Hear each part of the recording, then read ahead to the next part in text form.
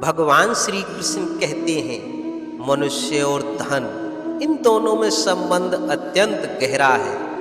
धन वो शक्ति है जिसका उपयोग मनुष्य करता है सांसारिक वस्तुओं को खरीदने के लिए, अपना जीवन यापन करने के लिए, और मनुष्य वो शक्ति है जो धन को महान बना देती है। अब एक बात है, उपयोग करना चाहिए धन का और प्रेम करना चाहिए मनुष्य से, और ये बात अधिकतर लोग समझ ही नहीं पाते।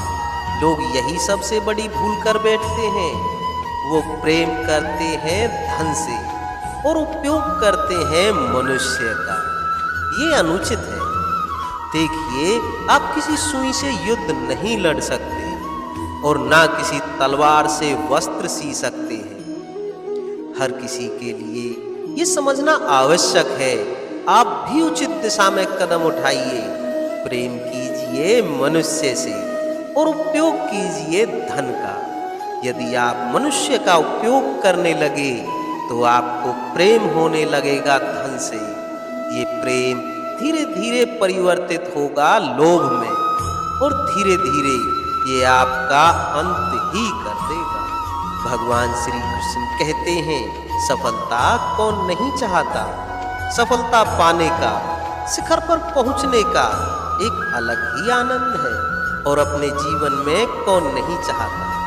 हर एक व्यक्ति चाहता है जीवन में मेरे कुछ अपने हों, सदैव मेरे साथ रहें, क्योंकि अपनों के साथ ही तो सफलता का आनंद सबसे ज्यादा आता है।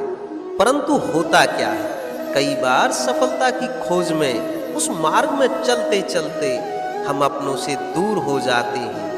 ये ना चाहकर भी कभी कभी हो जाता है। उन्हें समय नहीं दे पाते।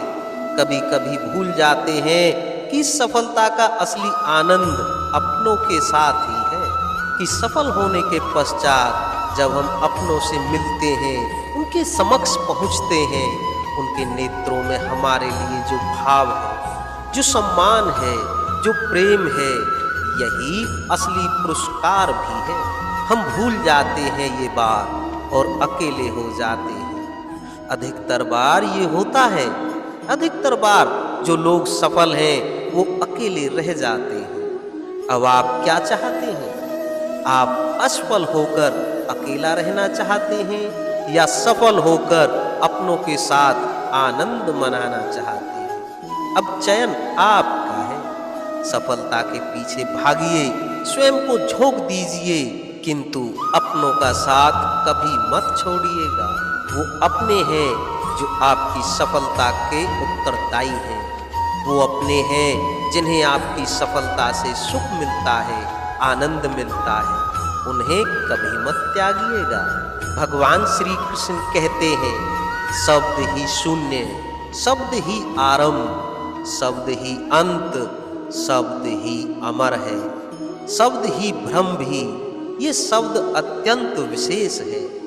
किसी रोते को हंसा देते हैं, किसी हंसते को रुला देते हैं, किसी के मन में ऊर्जा उत्पन्न करते हैं तो किसी के मन को कांटा बनकर चुभ जाते हैं। एक अत्यंत महत्वपूर्ण बात है जो समझना अत्यंत आवश्यक है।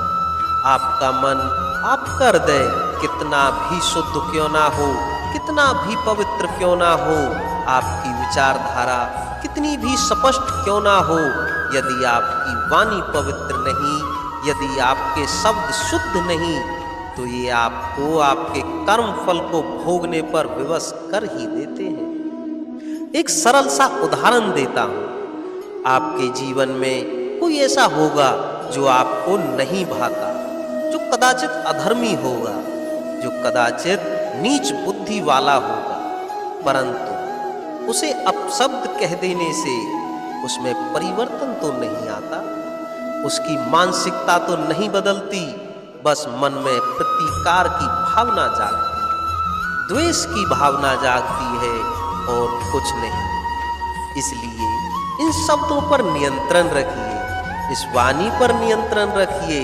श्रेष्ठ से श्रेष्ठ व्यक्ति को भी सावधान रहना पड़ता है, क्योंकि यदि इन शब्दों का उचित प्रयोग न हुआ तो आजीवन निःशब्द होकर रह जाते हैं। भगवान श्री कृष्ण कहते हैं वरदान और श्राप ये दोनों एक ही सिक्के के दो पहलू हैं। ये वरदान हमें कई कारणों से मिलता है, कभी हमारे परिश्रम के कारण, कभी तपस्या के कारण, कभी हमारे पुरखों के तपस्या और परिश्रम के कारण। परंतु ये वरदान कब तक वरदान ही रहेगा ये हम निश्चित नहीं करते। ये निश्चित करते हैं केवल हमारे कर्म। यदि आपको उदाहरण दूं तो कभी रेशम के कीड़े को देखिए, उसे वरदान प्राप्त है, वो अपनी सुरक्षा के लिए खोल बना सकता है। अब वो उसमें इतना खो जाता है कि वो एक ऐसा खोल बना देता है जिसमें स्वयं ही गिरता है और दबकर मर जाता है। इसका तात्पर्य क्या है? तात्पर्य सरल है। गर्व करना ठीक है, किंतु अहंकार करना बिल्कुल ठीक नहीं। यदि अहंकार मन में प्रवेश कर गया तो इस वरदान को श्राप बनने में समय नहीं लगता, और यदि कर्म श्रेष्ठ रहे तो श्राप भी वरदान बन जाता है। भगवान श्री कृष्ण कहते हैं सुख, दुख, मृत्यु, महामारी ये कभी बता के नहीं आते, ना कभी पूछ के आते हैं। और कुछ ऐसा ही होता है द्यूत का ये खेल, एक कारागार की भांति, एक मकड़े के जाल की भांति। जैसे एक मकड़े का जाल एक कीट को अपनी ओर आने के लिए उकसाता है अपनी चमक से, अपनी बनावट से, वैसे ही द्यूत का ये खेल मनुष्य को अपने पास आने के लिए उकसाता है, और अंत में जाकर मनुष्य फंस जाता है। अंतर बस ये है, जब कीट इस जाल में फंसता है तो वो अपने प्राण गंवा देता है। मनुष्य जब द्यूत के उकसावे में आता है वो अपना मान, अपना धन, सब कुछ गंवा देता है, अपना विवेक खो बैठता है। और आप अपना विवेक कभी मत खोइएगा।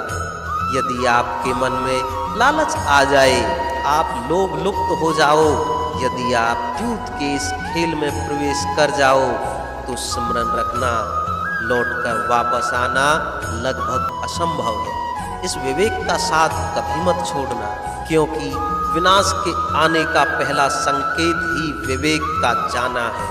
तो इस उपसावे में मत आइएगा। भगवान श्री कृष्ण कहते हैं विजय प्राप्त करने के लिए हर संभव प्रयास करता है, परंतु क्या अपनी विजय प्राप्त करने के लिए कुछ भी दांव पर लगा देना उचित है?